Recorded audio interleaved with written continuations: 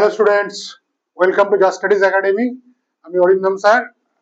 আজকে আরেকটা এই সিরিজের নেক্সট ভিডিও নিয়ে এসেছি। হ্যাঁ, যেখানে আরো সিলেক্টেড তিনটে প্রবলেম আমরা দেখাবো। আগের ভিডিওটা যারা দেখোনি, এর ডেসক্রিপশন লিংকে আমি দিয়ে দেবো। এরকম ফিজিক্সেরও একটা ভিডিও হয়েছে, সেটাও ডেসক্রিপশনে দিয়ে দেবো। তো সেই আপডেটগুলো পেতে চাইলে তোমরা চ্যানেলটাকে সাবস্ক্রাইব করে নাও। আর এই যে ভিডিওগুলো, এগুলো আমরা শুধু ডব্লিউবিজেই নয়, অন্যান্য যেই মেন যেই অ্যাডভান্সের জন্য করব। হ্যাঁ, রেগুলার আপডেট পাওয়ার জন্য অবশ্যই চ্যানেলটাকে সাবস্ক্রাইব করো। চলো এবার আমরা দেরি না করে ঢুকে যাই।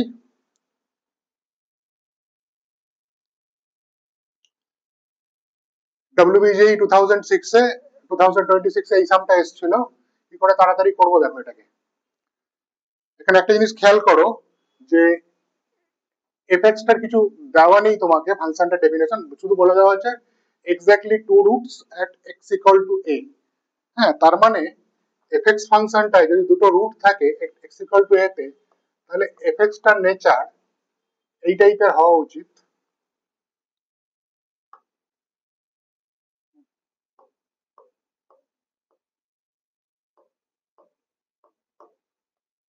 এরকম হওয়া উচিত, সাম আরেকটা ফাংশন এখানে। হ্যাঁ, কিন্তু আমাদের এত কষ্ট আমরা করবো না, আমরা জিএক্স এখানে তারপরে করে আমরা করতে পারি।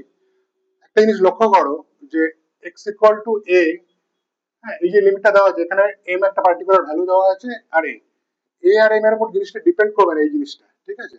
আমরা এটাকে সিম্পলি জিরো ধরে নিলাম, সরি এটাকে জিরো ধরে নিলাম তাড়াতাড়ি করার জন্য, আর এফএক্সটাকে ধরে নিলাম হ্যাঁ একটা ফাংশন যার দুটো রুট আছে at x equal to 0 তে, ফাংশনটা কি হবে, এক্স স্কোয়ার, ঠিক আছে। এবার তাহলে এই প্রবলেমটা এখন হয়ে গেছে তোমার সিম্পলি দেখো x tends to 0 lambda F dash x কত হবে যদি ওটা ধরি 2x, তাই তো। আর এটা এক্স স্কোয়ার মাইনাস এটা এ তো 0, এটা এক্স, এটা ইকুয়াল টু এইটা, ঠিক আছে। তাহলে পুরো জিনিসটা এখন দাঁড়ালো limit x tends to 0 2 lambda by x minus 1 by x, ঠিক আছে, ইকুয়াল টু সাম কনস্ট্যান্ট। হ্যাঁ, এইবার আমরা কি করলাম, 2 lambda minus 1 divided by x, দেখো উপরে একটা কনস্ট্যান্ট চলে এসেছে lambda minus 2 lambda minus 1, আর নিচে x আছে x tends to 0, ঠিক আছে। এই লিমিট যদি এক্সিস্ট করতে হয় 2 lambda এটাকে 0 বাই 0 ফর্মে আসতে হবে, তাই না। 2 lambda minus 1 কে 0 হতেই হবে যদি লিমিটটা এক্সিস্ট করে। তার মানে ল্যামডা কত, 1/2। কতক্ষণ লাগলো অঙ্কটা করতে, ঠিক আছে। ঠিক আছে, নেক্সট সামটা যাই।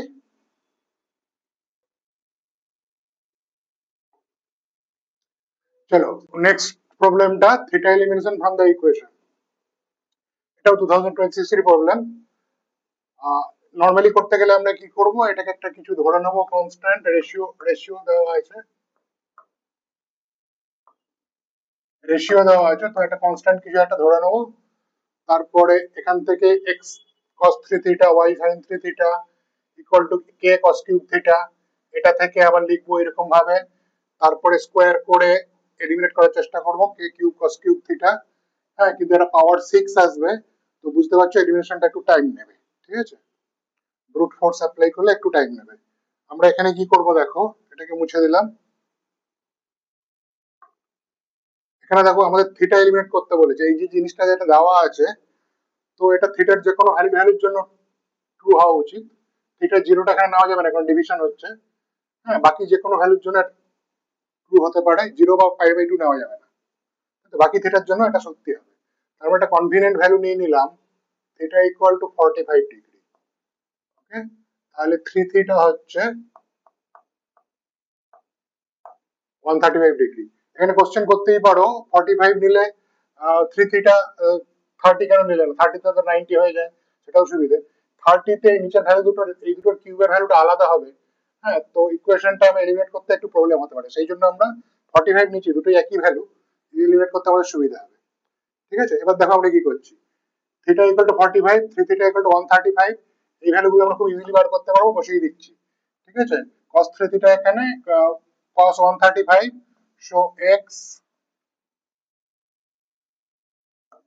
into minus 1 by root 2, ঠিক আছে, plus y by root 2, sin 135 1 by root 2 হয়, cos theta হচ্ছে তোমার 1 by root 2, সব কিউব করলে 1 by 2 root 2, আর ওখানে হচ্ছে একই জিনিস, ওটা minus y by root 2 minus x by root 2 sin theta 1 by root 2 theta 1 by root 2, আর এখানে 1 by 2 root 2। ঠিক আছে, এই নিচের গুলো ক্যান্সেল আউট করে আমরা এখান থেকে আমরা নেক্সট স্টেপে আসছি। হ্যাঁ, 1 by root 2, এখানে 2 টা উপরে চলে গেল, root 2 সব কেটে যাচ্ছে, মাইনাস x প্লাস y। ঠিক আছে, আর ওখানে হচ্ছে, ওখানেও সেই একই জিনিস হচ্ছে, root 2 1 by root 2 গুলো কেটে যাচ্ছে, ওখানে থাকছে 2 into minus y minus x। এখান থেকে 2 ক্যান্সেল করে দিয়ে আমরা নেক্সট স্টেপে চলে এলাম, minus x plus y equal to minus y minus x। ঠিক আছে, তাহলে এখান থেকে আমরা কি পাচ্ছি দেখো, 2y ইকুয়াল টু 0, তার মানে y ইকুয়াল টু 0 পেলাম। ঠিক আছে, আচ্ছা, y ইকুয়াল টু 0 বসালে আর থিটার ওই ভ্যালুগুলো ইউজ করে যে কোনো একটাতে, ধরো এই পার্টটাতে আমরা x এর ভ্যালু বার করার চেষ্টা করছি, তাহলে x স্কয়ার, 0 স্কয়ার তো 0ই, y টা 0 ভ্যালু নিয়েছি। হ্যাঁ, আর x টা কত হচ্ছে এখানে, x x into negative 1 by root 2, আর ওদিকে তো y 0, তো বাকিটা 0 হয়ে গেল, এখানে 1 বাই 2 রুট 2, তাহলে এখান থেকে পেলাম x square equal to 2x negative, তার মানে x square plus 2x equal to 0, solve করলে x equal two 0, x plus 2 equal to 0। ঠিক আছে, তার মানে x ইকুয়াল টু, দুটো সলিউশন হচ্ছে, x equal two 0, x equal to minus 2। আমরা দুটোই 0 নিয়ে টেস্ট করব না, আমরা তো এমনি থিটাটাকে ধরে করছি, আমরা টেস্ট করব এইটাকে নিয়ে, ওই x equal to minus root 2, x equal to minus 2 আর 0, এই ভ্যালু নিয়ে অপশনগুলো টেস্ট করব কোনটা রাইট হচ্ছে। ঠিক আছে, x equal to minus 2, y equal to 0 বসাও প্রথম অপশনে, তাহলে কত হচ্ছে 4 ইন্টু 16, তাই তো, 4 ইন্টু 16, ওটা 0, এটা ইকুয়াল টু নেগেটিভ 6 আর 0 হচ্ছে না।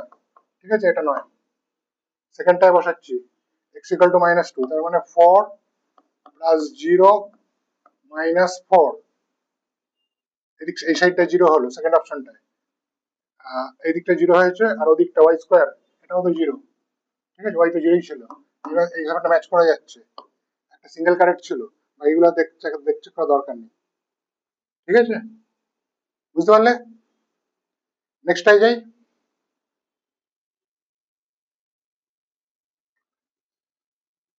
এখানে দেখো ভালো করে, একই ব্যাপারের অঙ্ক, Tn denotes the nth term of an AP, TP দেওয়া আছে, TQ দেওয়া আছে, which of the following option is the root of the equation। ঠিক আছে, খুব ভালো অঙ্কটা। এখানে দেখো, আমরা তো এটাকে সলভ টলভ করে এইভাবে দেখবো না। হ্যাঁ, এইখানে একটা সাইক্লিক মতন একটা ব্যাপার আছে, দেখেছো, p plus 2q minus 3r, q plus 2r minus 3p, cyclic nature আছে। হ্যাঁ, আমরা একটা কোয়াড্রেটিক আছে ওটা, তো কোয়াড্রেটিকের কোফিশিয়েন্ট গুলো আমরা এটাকে ধরে নিলাম, এটা p plus 2q minus 3r, b কে ধরলাম ধরো q plus 2r minus 3p, হ্যাঁ, c কে ধরলাম r plus 2p minus 3q, এই তিনটাকে অ্যাড করে দাও তো, কি পাচ্ছ, a plus b plus c, 0 পাবে। ঠিক আছে, তাহলে quadratic equation ax square plus bx plus c, এটা যদি কোয়াড্রেটিক ইকুয়েশন আর a plus b plus c যদি 0 হয়, তাহলে আমি তো ডেফিনেটলি বলতে পারি x ইকুয়াল টু 1 একটা রুট এই ইকুয়েশনের। ঠিক আছে, তাহলে এই ইকুয়েশনের একটা রুট কিন্তু 1, এটা আমরা বুঝতে পেরে গেছি।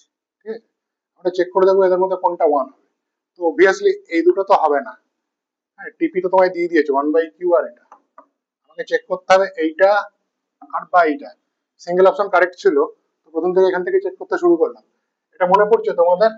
একটা এটা এই অঙ্কটা বোর্ডে থাকে, হ্যাঁ এই অঙ্কটা বোর্ডে থাকে। এই টিপি যদি এটা হয় আর টিপি যদি 1/q হয় আর টিপি যদি 1/q হয়, তাহলে টি কিউ এর টার্মটা 1 হয়। বোর্ডে না থাকলে তোমাকে আবার ওই এবি এপি ধরে নিয়ে এরকম ধরে নাও, এপিটা এডি দিয়ে চট করে প্রুভ করে ফেলো। মনে রাখা উচিত, এটা বোর্ডের সামনে। তো এই ক্ষেত্রে যদি এরকম হয়, এটা টিপিকিউ, যে কোনো বোর্ডের বইয়ের অঙ্কে এটা পাবে টিপিকিউ 1 হয়। ঠিক আছে, তাহলে আমি পেয়ে গেলাম টিপিকিউ অবশ্যই একটা রুট হবে। ঠিক আছে, বুঝতে পারলে একটুখানি কনসেপ্ট অ্যাপ্লাই করলে কত তাড়াতাড়ি অঙ্কগুলো হবে। আমরা আবার পরের দিন আসবো এরকম সিরিজ নিয়ে।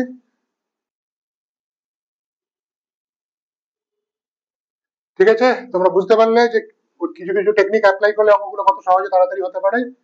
এইরকম সিরিজ ফিজিক্স, কেমিস্ট্রি এবং অন্যান্য এক্সামের জন্য আসছে। অবশ্যই চ্যানেলটাকে সাবস্ক্রাইব করে রাখো, যাতে তোমরা নেক্সট আপডেট গুলো ইজিলি পেয়ে যাও। ঠিক আছে, থ্যাংক ইউ।